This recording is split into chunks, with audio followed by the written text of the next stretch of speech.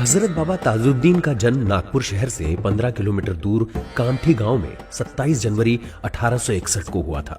उनके पिता सैयद बदरुद्दीन फौज में सूबेदार थे। वो उनकी माता मरियम भी मद्रासी पलटन के सूबेदार मेजर शेख मीरा साहब की पुत्री थी। वे जन्म के समय से ही असाधारण थे। बाबा के पुरखे अरबस्तान के बाशिंदे थे। इन्हीं में से उनके वालिद कामकाज के लिए कामठी आए और नौकरी मिलने पर कामठी में ही बस गए।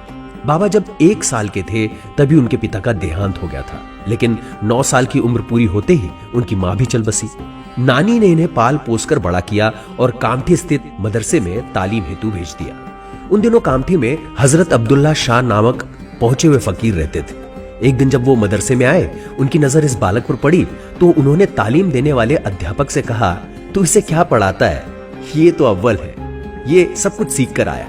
इतना कहकर शाह फकीर ने अपनी झोली से खुरमा निकाला और आधा खुद चबाया और बचा हुआ बालक ताजुद्दीन के मुंह में रखकर कहा, कम खाओ, कम सो, कम बोलो और कुरान शरीफ पढ़ो। कहते हैं कि खुरमा खाते ही ताजुद्दीन बाबा में परिवर्तन आ गया। 3 दिनों तक उनकी आंखों से आंसू बहते रहे और तब से उनकी दीन दुनिया ही बदल गई। दुनिया की चीजों में उनकी दिलचस्पी खत्म सी हो गई थी। जब वो 18 साल के थे तब कामठी में बहने वाली कनान नदी में बाढ़ आ गई, जिससे उनके घर की काफी क्षति हुई। 1881 में उनके मामा ने तालीम पूरी होने पर उन्हें नागपुर की रेजिमेंट 13 में भर्ती करवा दिया। फौज में 3 साल बाद उन्हें सागर जाना पड़ा। मद्रासी पलटन के डेरे में पहुंचकर उनकी भेंट वहीं वीरान क्षेत्र में तशरीफ फरमा रहे संत हजरत दाऊद से हुई और वहीं दिनों में नौकरी के बाद पूरी रात वो भजन में गुजारने लगे। इन्हीं दिनों एक ऐसा वाकया हुआ जिसने बाबा साहब की जिंदगी के अगले दौर की बुनियाद डाली। बाबा साहब की ड्यूटी औजारों की देखरेख पर लगाई गई थी। एक रात 2 बजे बाबा साहब पहरा दे रहे थे। अंग्रेज कैप्टन अचानक मुआयने के लिए आ गया। मुआयने के बाद जब वो वापस होने लगे, कुछ दूरी पर एक मस्जिद में क्या देखते हैं कि जिस सिपाही को पहरा देते हुए देख रहे थे वो मस्जिद में नमाज अदा कर रहे। उन्हें गुस्सा आया, वापस आकर चेक किया तो वो वहीं देखरेख करते हुए पाए गए औजारों को। दूसरे रोज उसने अपने बड़े अफसर के सामने बाबा साहब को तलब किया और कहा, हमने तुमको रात 2-2 जगह देखा, हमको लगता है कि तुम खुदा का कोई खास बंदा है। ये बात सुनकर बाबा खफा हो गए। एक दिन ऐसा आया, बाबा ताजुद्दीन अपनी अलमस्त हालत में फौजी अफसर के सामने जा धमके और उनके हाथों में नौकरी का इस्तीफा दे दिया और गली कूचों की खाक छानते फिरे। जब उनकी नानी को पता चला तो उन्हें सागर में ढूंढने आई।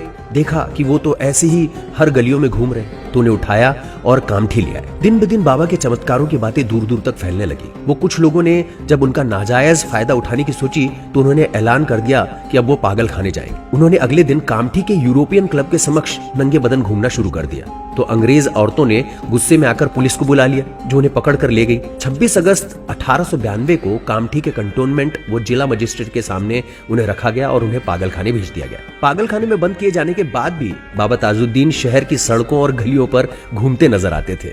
हजारों चमत्कार दिखाए उन्होंने। 21 सितंबर 1908 को नागपुर के महाराज श्रीमंत राजा बहादुर राघोजी राव भोसले की कोशिश से बाबा पागलखाने से रिहा होकर राजा के शाही महल सक्खरदरा के सामने बनी लाल कोठी में ठहराए गए, जहां स्वयं राजा सुबह शाम उनको हाजिरी देते थे और सारा रिसाल नौकर चाकर उनकी खिदमत में रहते थे। बाबा हिंदू मुस्लिम सभी शिष्यों के यहाँ रहे।